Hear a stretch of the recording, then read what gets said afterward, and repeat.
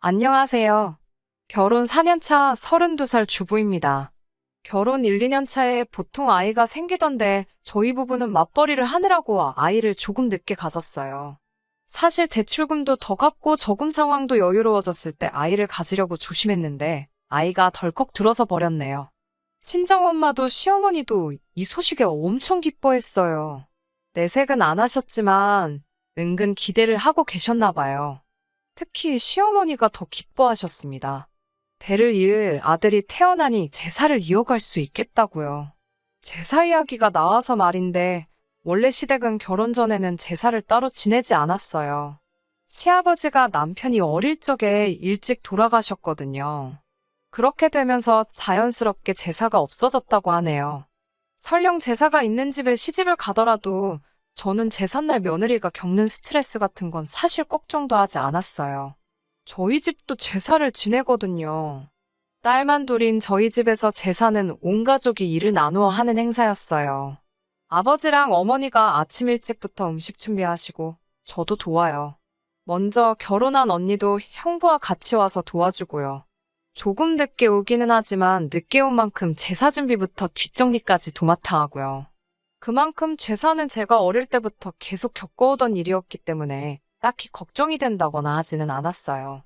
결혼 전에 남편이 우리 집은 제사도 없고 어쩌고 저쩌고 하면서 저보고 시집 잘 오는 거라고 자랑처럼 이야기를 한 적이 있어요. 제사 지내는 게 딱히 어려운 일도 아닌데 제사 없는 집에 시집 온다고 내가 운 좋은 여자라고 생색내면서 자랑까지 할 일인가 생각도 들었습니다. 그런데 남편 말과는 다르게 결혼하고 첫 해에 시어머니께서 이제 며느리도 들어왔으니 제사를 다시 시작해야겠다고 하셨어요. 명절날마다 뭐 조상님들께 크게 하는 게 아니고 돌아가신 시아버지 기일을 챙기고 싶다고 하시면서 제사를 부활시키셨어요. 혼자 사시는 시어머니 집이 작은 편이라서 저희 신혼집에서 제사를 모시겠다는 말을 하실 때는 신경이 쓰이긴 했지만 그래도 얼굴 한번 뵙지 못한 시아버지에게 제가 할 수 있는 며느리의 도리이다 생각하고 넘겼습니다. 말씀드린 대로 명절날에 따로 거하게 지내는 것도 아니고 시아버지 기일에 맞추어 한 번만 지내면 되는 거니 크게 어려울 것도 없었어요. 그리고 시아버지 제사를 모시게 되면서 남편도 저희 집 제사에 가서는 음식 준비며 뒷정리며 먼저 나서서 도와주고 해서 크게 불만은 없었습니다. 첫 해 제사는 정말 정신이 없었습니다. 남편 위로 시누이가 한 명 있는데 애가 둘이거든요. 형님은 애들 본다고 음식하는 거 도와주지도 않았어요. 그런데 애들이 집에서 뛰어다니고 시댁 식구들 온다고 청소해놓은 방이며 옷방으로 쓰고 있는 드레스룸까지 들락날락거리면서 아주 말 그대로 개판을 만들어 놓더라고요. 소리도 엄청 지르고 다니고 애 본다고 일도 안 하는 신우와 아주버님은 아주 TV 앞에 앉아서 아이들 그러고 있는 건 신경도 안 쓰고 놀고만 있더라고요. 제사 끝나고 정리할 때 되면 도와줄 생각은 없고 일찍 집으로 가버리고요. 그래서 그 다음에는 그냥 아이들 어린이집 하원하고 제사 준비가 다 끝나면 와달라고 부탁을 했어요. 애들이 좀 뛰어다닐 수도 있는 거지. 뭘 그렇게 예민하냐며 제 말에 나를 세우기는 했는데 정작 화는 그렇게 내놓고 그 다음에는 정말 준비가 다 끝나고 제사 시작 전에 꼭 맞춰서 도착하고 제사 끝나면 밥만 먹고 돌아가더라고요.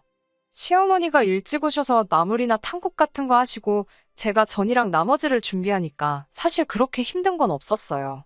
그런데 정말 해도 너무 아무것도 안 하는 신우가 얄미울 지경이었습니다. 저는 한 번도 뵌 적 없는 자기 아버지의 제사를 지내는데 암만 시어머니와 제가 준비를 도맡아 전부 다 한다지만 와서 과일 하나라도 깎아줄까 물어보는 것도 힘든 건지 정말 아무짝에도 도움 하나 되지 않고 손도 까딱하지 않았어요. 그래도 꼭 참고 결혼하면서 4년간 시아버지 제사가 아니더라도 살아계셨다면 아마 내가 생신상을 준비해드렸겠지 생각해오며 불만 한 번 가지지 않고 오히려 시어머니가 차리라고 한 것들보다 더 많은 음식들 준비해서 정성껏 모셨어요. 그런데 이 제사 때문에 시어머니와 신우가 저를 서운하게 하네요. 앞서 말씀드렸다시피 몇 달 뒤면 첫째 아이 출산 예정일입니다.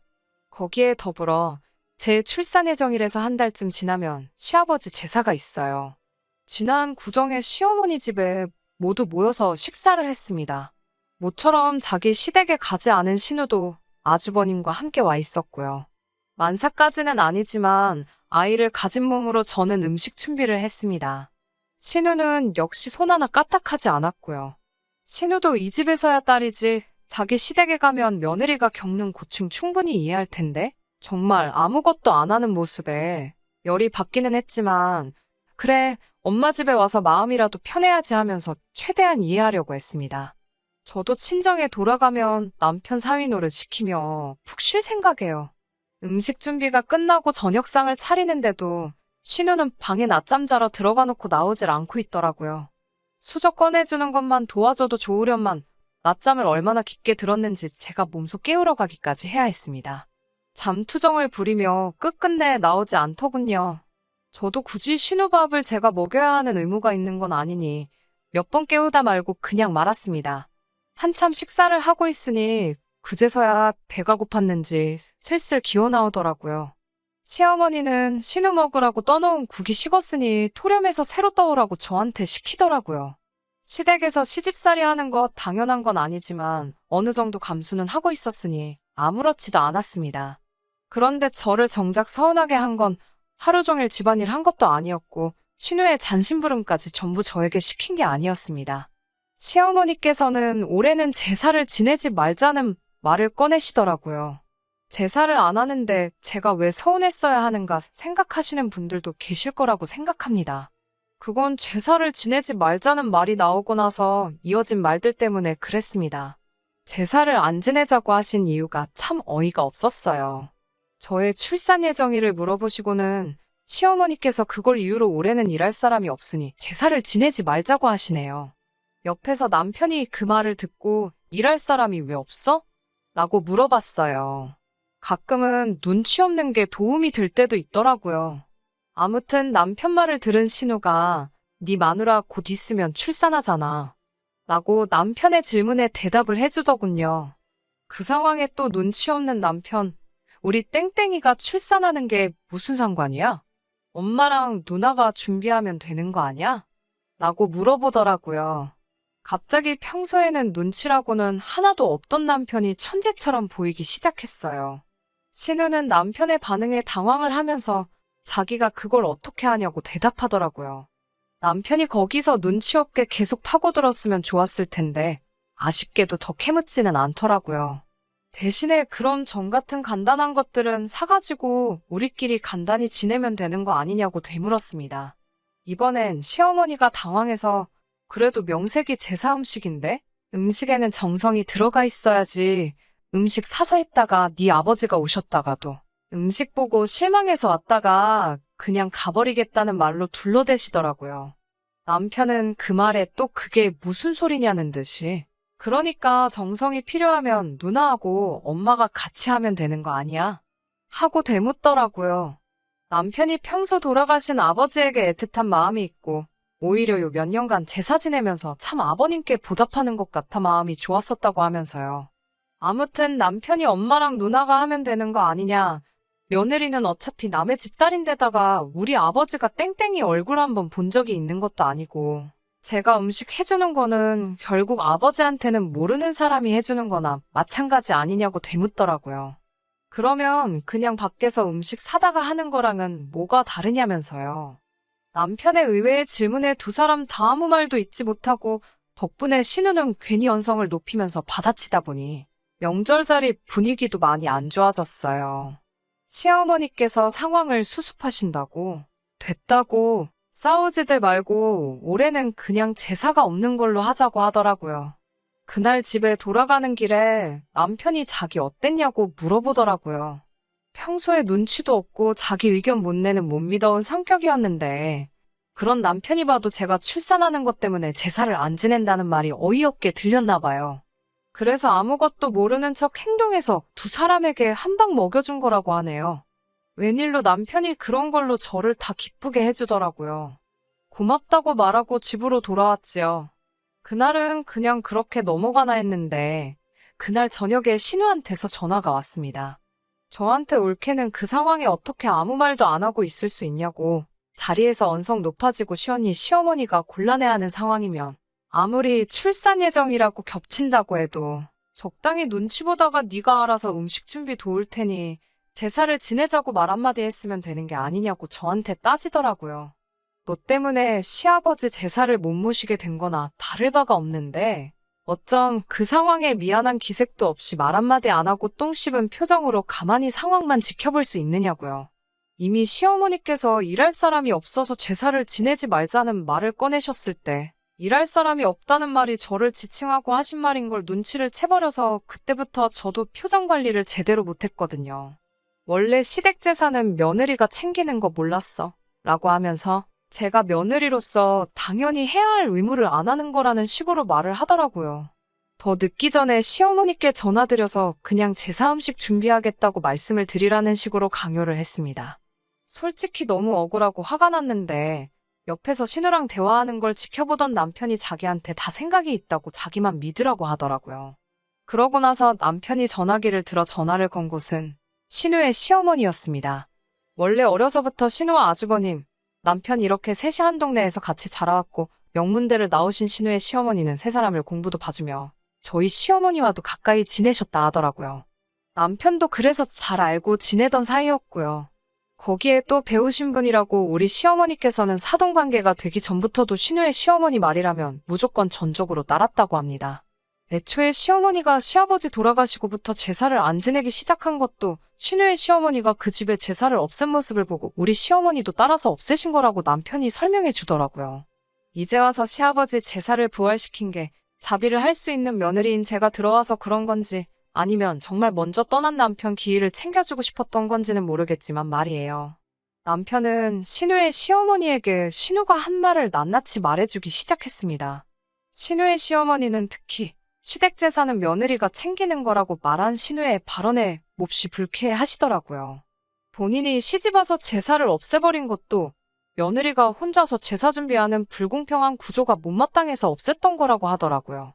신우는 시어머니 잘 만난 덕분에 원래였다면 1년에 총 19번의 제사를 모셨어야 했는데 시어머니 댁에서부터 그걸 끊어버린 덕분에 1년에 딱 한 번 추석에 조상님께 간단하게 차례드리는 것 말고는 아무것도 하지 않을 수 있던 거였죠.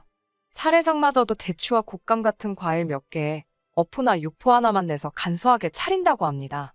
이미 신우가 시집가기 전에 없어진 제사이니 신우는 이 사실을 알지도 못했어요. 아무튼 신우의 시어머니는 남편의 이야기가 끝나자마자 신우를 호출하더라고요. 얼마 지나지 않아 신우가 도착을 하니 거실에 앉아있던 저를 보고 제가 여기 왜 있지? 하는 반응을 보였어요. 신우의 시어머니는 앞뒤 다 잘라먹고 대뜸 올해부터 우리 집도 제사를 부활시키기로 했다고 폭탄 선언을 하셨습니다. 거기에 마침 신우의 올케인 제가 우리 집에서 제사 음식 준비를 한다고 하니 저에게 제사 음식 준비하는 법이나 여러 가지를 배우라고 하시더라고요. 신우에게는 시어머니지만 어려서부터 선생님하고도 같은 존재셨으니 그분의 말에 신우는 꼼짝을 못하고 네 하면서 대답만 하고 있더라고요. 시댁 제사는 며느리가 챙기는 거 알고 있지? 잘 부탁한다. 라고 말씀하시고 본가에서는 원래 1년에 총 19번의 제사를 지냈다는 사실을 말해주셨어요. 19번이라는 말에 신우 얼굴이 새하얗게 질리다 못해 새파랗게 변하더라고요. 그 상황에서 이 사건의 중심에 저와 남편이 꾸민 일이라는 걸 눈치를 챘을 텐데도 어려워하는 시어머니 앞이니 뭐라고 말도 못하고 씩씩대고만 있을 수밖에 없는 거죠. 신우의 시어머니는 이어서 곧바로 우리 시어머니한테 전화를 거셨어요. 그리고 마치 누이 동생에게 잔소리하듯이 한마디 하시더라고요. 신우의 시어머니 말씀이 아직도 기억에 남네요. 조상 잘 만나서 조상 덕 좀 본 후손들은 제사는 대충 지내고 어디 다 놀러가고 없다고요. 내가 조상 덕 본 것도 없는데 음식 상에다 대고 절한다고 나아지는 것도 없고 괜히 뒷정리하면서 서운하기만 하지 않냐고. 제사가 나쁜 건 아니지만 허례허식 할 필요 없고 조상을 기리는 그 마음만 진실되면 되는 것 아니냐라고 하셨습니다. 시어머니와 신우는 꼼짝없이 아무 말도 못하고 있다가 그날의 일에 대해 저에게 사과를 해왔어요. 특히 신우가 말을 심하게 해서 미안하다고 말하는데 왠지 기분이 좋더라고요. 저도 시어머니께 출산이라고 겹치더라도 아버님 기일에 빠지지 않고 저도 도울 수 있을 만큼 도와드리겠다 약속도 했습니다. 그렇게 저희 집 제사소동은 의외의 인물의 개입으로 끝나버리고 말았어요. 남편이 솔직히 못 믿어왔고 결혼 전부터 보여준 엉성한 모습 때문에 혹시나 이런 식의 비슷한 일이 생길 때 저를 위해 목소리를 내준다거나 맞서 싸워줄 거라고는 솔직히 큰 기대도 하지 않았습니다. 그런데 이렇게 계획을 세우고 일사천리 일을 해결하는데 그런 모습이 참 여우 같더라고요. 아무것도 모르는 것 마냥 관심도 전혀 없다는 듯이 행동했지만 말에는 뼈가 있었고 행동에는 해결책이 있었어요. 남편을 정말 다시 봤습니다. 이번 일을 계기로 솔직히 제사를 더 이상 지내지 않는다거나 하는 건 기대도 하지 않습니다. 그리고 저도 며느리의 도리가 아닌 남편의 배우자로서 사랑하는 남편을 훌륭하게 키워주신 아버님께 올리는 생신상이라 생각하고 앞으로도 절대 귀찮아하지 않고 간소화하지 않고 진수성찬 정성껏 모실 계획입니다. 그게 절 위해 싸워 이겨준 남편에 대한 보답이기도 하겠네요. 못 믿어오면서 믿음직스러운 남편과 오래오래 행복할 수 있게 여러분들도 저희 많이 응원해주세요. 끝까지 들어주셔서 감사합니다. 끝까지 들어주셔서 감사합니다. 오늘의 사연은 여기까지입니다. 구독과 좋아요, 알람 설정 부탁드리고 더 좋은 사연으로 다시 찾아뵙겠습니다. 감사합니다.